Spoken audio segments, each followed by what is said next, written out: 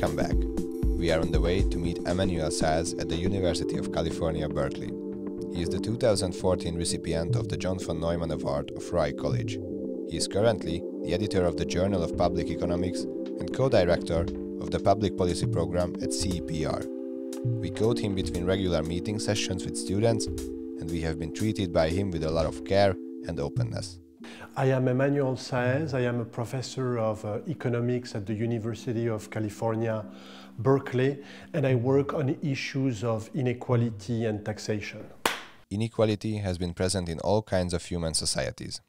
Understanding its root causes and why it is essential to the economy helps us tackle many of the challenges it creates.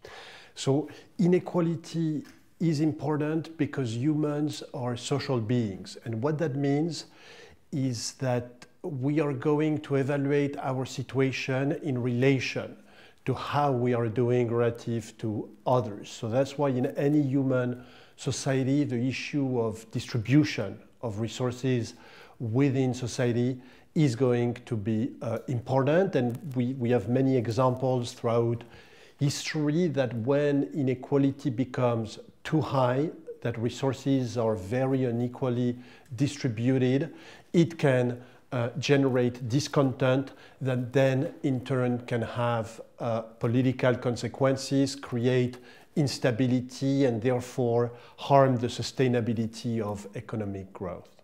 Any human society will have inequality. It's always the case that people are unequal in their ability to work, to control resources. Some are leaders, so all societies will have inequalities. Now, the market economies that have flourished since the Industrial Revolution create a lot of inequality because they allow people to develop new businesses and then expand the scale of those businesses, which means that profits and ownership of those businesses are going to be concentrated.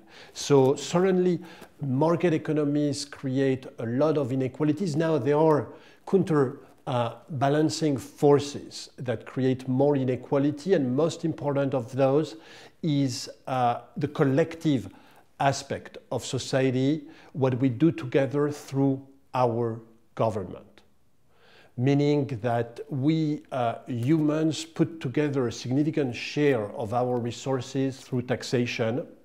Countries, advanced economies tax between 30 and 50% of total economic resources to fund a number of transfer programs. So there is both this force of creation of inequality through market forces and then controlling or trying to harness or to lower inequality through collective action through our governments.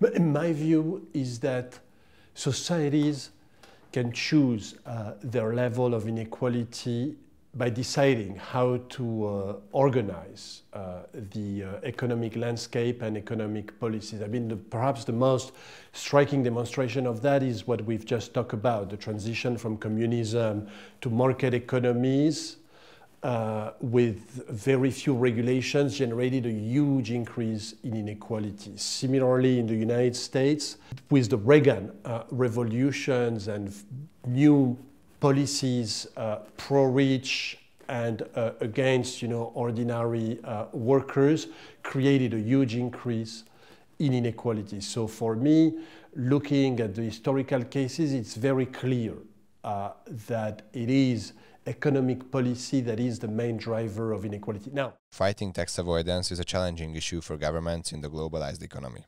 Countries approach the problem in several different ways, and it is sometimes difficult to evaluate such trends. Yes, so the issue of tax avoidance and tax evasion is a very serious one. Indeed, successful control of inequality, especially at the high end, requires good enforcement of progressive tax policy. That is, it's not enough to say, I'm going to have a progressive tax system. It needs to be implemented and enforced in practice. And so what we are seeing there again is that good enforcement or the possibility of enforcement is really again a choice that policymakers can make, and that's very visible in two areas. So let me just take one, which is the taxation of multinational corporations. So instead of letting companies tell us, thanks to their accountants, where they make their profits, a better system would be for the United States to tax its companies based on the worldwide profits they make. So if Google makes 50 million in worldwide profits, that's what it's going to be taxed on in the United States, and it will get credit for taxes it pays in other countries. But if Google manages to not pay taxes abroad because it puts all its profits in tax havens, then the US is going to collect the money. Let me give you another example that is part of the public debate, which is wealth taxation, that is taxing the wealth of really wealthy individuals. Those taxes were tried in Western Europe, but by and large they failed.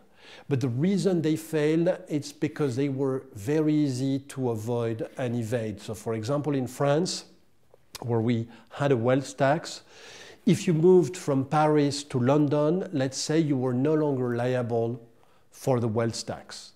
You could imagine another system, which is what the US currently does for its taxes. In the US, if you move abroad, you are still liable for US taxes, with credits for the taxes you pay abroad. But that means that if you're a US billionaire and you move abroad to a tax havens, you would still have to pay a hypothetical wealth tax in the US. Anti-intellectual sentiments are at an all-time high. We are currently sitting in the building of one of the most elite academic institutions of the world, and we are thinking, what could places like this add to the solutions? Yes, no, so the work produced in top universities, I do believe that it is very highly influential. And that's why we have a responsibility to be careful about what we say, and perhaps more modest in how well our models or our theories capture what's good for humans and what's happening in societies. That is, economists have a tendency to be too normative. They start playing with models and they really think the model is the reality and tell me how reality should be.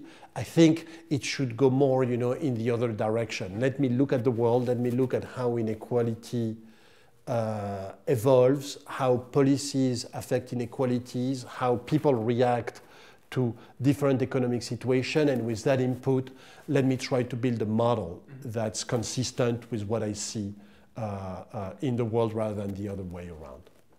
On the long term, I think I would like, I feel like at my age, after having done economic research for over 20 years, I have a better understanding of what economic models are missing, that aspect, those social aspects that I think are critical if you want to understand public economics, which means the role of government or doing things together in the economy. So I'd like to dedicate future years in trying, to change the way we think about economics to capture these aspects as well. It's kind of abstract, but we'll see how it plays out.